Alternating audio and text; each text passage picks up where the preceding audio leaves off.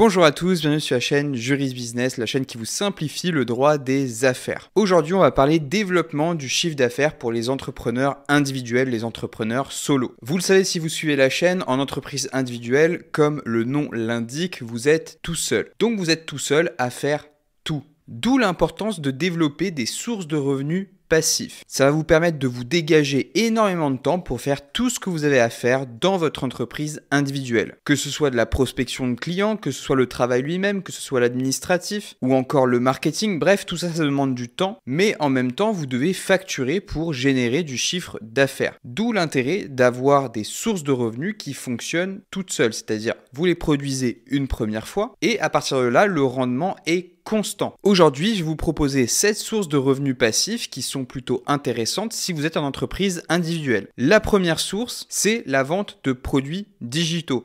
Bon, évidemment, les produits digitaux, ça s'adresse surtout à ceux qui ont une micro-entreprise, une entreprise individuelle de création de contenu sur les réseaux sociaux. Là, ça fonctionne très très bien parce que vous allez pouvoir proposer des e-books par exemple, des formations en ligne ou encore des templates. Par exemple, vous êtes graphiste, vous pouvez proposer ce qu'on appelle des templates, c'est-à-dire des patrons que vous pouvez venir modifier. Donc là, l'avantage, c'est que la personne qui achète le template auprès du graphiste, il va pouvoir modifier ce patron à son goût, à un coût moins important que si il faisait faire le travail directement auprès du graphiste et que ce dernier le facturait à taux plein. Idem, par exemple, vous êtes coach sportif, vous voulez faire une formation ou de la programmation physique en ligne, vous pouvez aussi le faire via de la vente de produits digitaux. Et ça, avec un bon référencement, c'est un revenu passif puisque vous n'aurez pas à vendre systématiquement vos produits. Vous n'aurez pas à travailler systématiquement pour créer de la valeur. Le produit est déjà fait, il n'y a plus qu'à le vendre. Et vous pouvez le vendre à l'infini. Ensuite, deuxième option, c'est l'affiliation. Donc l'affiliation, peut-être que vous le connaissez sur les réseaux sociaux,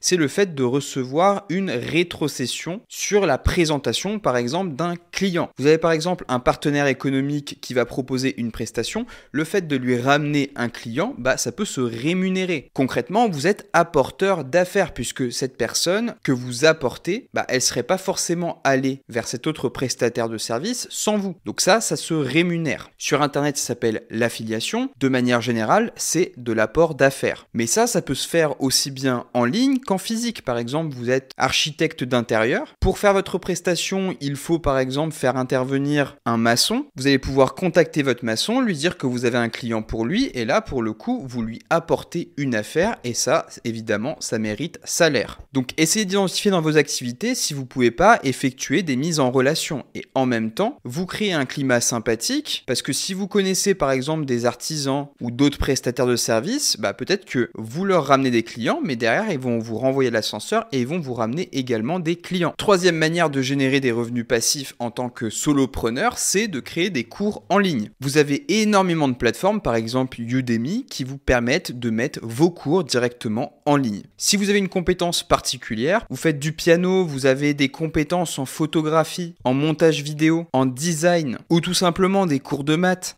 tout ça, ça peut se mettre directement sous forme d'un cours bien structuré et ça peut se uploader sur Udemy. Et ce cours, une fois que vous l'avez créé, vous n'avez plus qu'à le vendre. C'est pas un travail que vous allez faire systématiquement. C'est un travail que vous faites une fois, puis après, ne reste qu'à le vendre à vos clients. Mais ça, c'est évidemment une autre paire de manches et pour moi, la meilleure combinaison, c'est de se faire connaître sur les réseaux sociaux. Quatrième méthode de générer une espèce de revenu passif, c'est les actions que vous pouvez acheter via un PEA. Vous avez une entreprise individuelle, vous avez un compte bancaire qui vous permet quand même de créer un plan épargne action. Le plan épargne action, qu'est-ce que c'est? C'est un plan épargne dans lequel vous allez apporter de l'argent et avec cet argent, vous allez acheter différentes actions, des actions d'entreprise. Si vous sélectionnez bien vos actions, une fois que vous les aurez achetées, vous allez pouvoir générer de la valeur de deux manières. La première, c'est la plus-value sur le cours de l'action.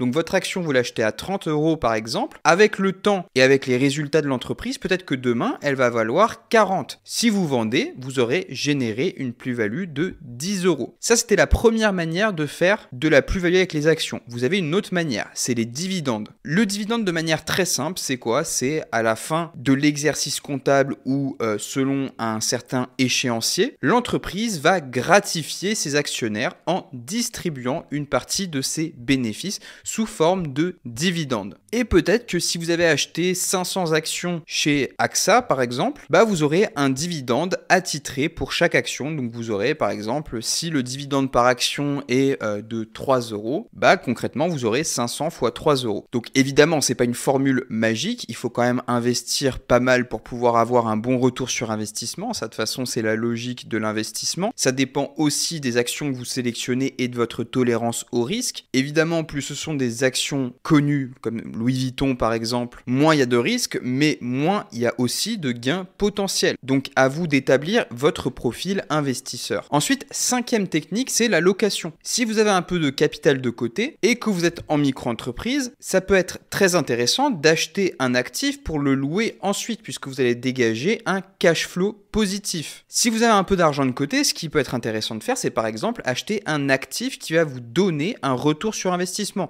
Par exemple, j'ai 15 000 euros en banque, je peux acheter un parking qui va me donner une rentabilité de 150 euros par mois. Si je laisse dormir mes 15 000 euros en banque, je vais rien toucher. Par contre, si j'achète un parking, je vais toucher 150 euros par mois jusqu'à ce que je revende ce parking. Concrètement, la logique, c'est de faire travailler son argent. C'est un petit peu la même chose que sur le plan épargne action, mais avec moins d'aléas. Ensuite, sixième technique, pour ceux qui sont les plus à l'aise avec les outils informatiques, vous pouvez créer des outils spécifiques qui combinent l'IA avec des compétences particulières. Vous avez aujourd'hui énormément de logiciels qui ont intégré des outils qui sont directement liés avec ChatGPT. Et la combinaison ChatGPT avec une fonctionnalité externe est tout le temps innovante ou quasiment tout le temps. Par exemple, il y a plein de logiciels qui ont permis l'édition automatique de certaines vidéos YouTube. Vous mettez votre vidéo YouTube sur le logiciel et il va la scinder en petites vidéos de manière automatique. Et ça, c'est l'IA qui le permet. C'est la combinaison IA plus logiciel de montage. Mais vous avez aussi la combinaison IA plus moteur de recherche. C'est par exemple le site Perplexity qui permet, tout comme ChatGPT, de répondre à des questions, mais cette fois-ci de les sourcer avec des informations qu'il va récupérer sur Internet. Ces sites-là, ils ont une tarification avec des fonctionnalités supplémentaires. Si vous êtes à l'aise en informatique, vous pouvez, dans votre activité, créer un outil qui permet de vous faciliter la vie et le vendre derrière. Ensuite, septième et dernière méthode, c'est le blog. Le blog monétisé, c'est toujours d'actualité. C'est une des premières manières de créer un revenu passif qui a été créée, mais c'est aussi une méthode qui a fait ses preuves et qui résiste au fur et à mesure des années, même si de plus en plus,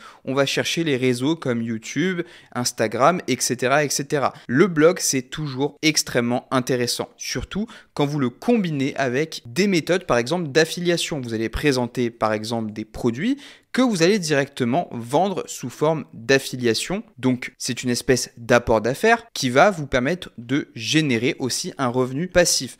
En plus, sur ce blog, vous allez pouvoir également le monétiser avec des publicités. Concrètement, c'est un peu comme YouTube, TikTok, vous allez pouvoir tirer de votre blog des revenus publicitaires. Vous allez également pouvoir, via des articles sponsorisés, pouvoir toucher des revenus d'entreprises qui vont vous contacter pour écrire un article qui va promouvoir un de leurs produits en particulier. Donc de manière générale, ce qu'il faut faire, c'est prendre une ou deux sources de revenus passifs et les développer. Les sources de revenus passifs, c'est extrêmement lent à faire croître, mais par contre, il y a une espèce d'effet boule de neige parce que plus on investit du temps ou de l'argent, ou les deux, plus le retour sur investissement se fait ressentir. Une chaîne YouTube, par exemple, sur la première année, c'est 30 euros par mois. Sur la deuxième année, ça peut être 500, 600, 700 euros par mois. Et au fur et à mesure qu'on va investir du temps et de l'argent, par exemple en achetant du matériel, un micro, etc., etc., on va pouvoir toucher ce retour sur investissement progressivement. Donc concrètement, c'est une série de petites actions faites avec discipline qui va vous mener à tirer cette espèce de revenu passif qui sera complètement décorrélé du travail que vous allez fournir. Voilà, sur ce, j'espère que cette vidéo vous a aidé, qu'elle vous a motivé. Si c'est le cas, n'oubliez pas de vous abonner, de mettre un pouce bleu et moi je vous retrouve sur les prochaines vidéos.